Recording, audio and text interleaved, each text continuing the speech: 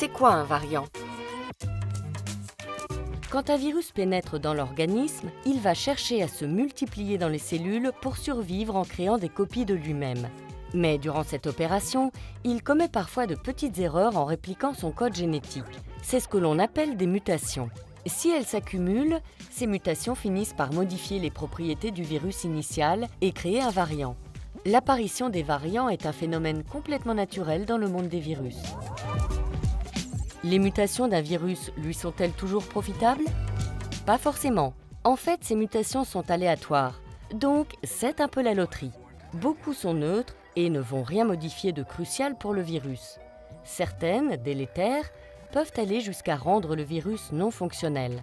En revanche, d'autres mutations avantageuses vont donner au virus de nouvelles capacités.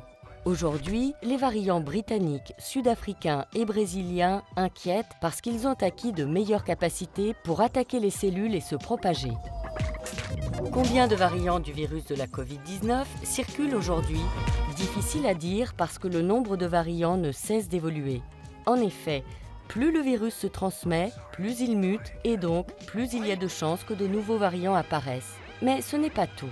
Les variants les plus avantagés par leur mutation se propagent mieux et plus vite que leur version initiale ou que d'autres variants moins avantagés. Ils deviennent ainsi prédominants à l'échelle d'une population donnée.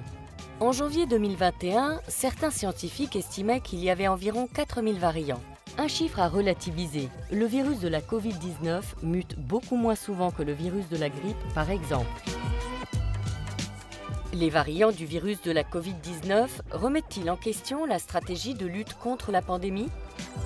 Face aux nouveaux variants, il sera sans doute nécessaire d'adapter les vaccins pour qu'ils restent efficaces. Heureusement, certains vaccins utilisent des ARN messagers, une méthode qui permet justement une adaptation rapide.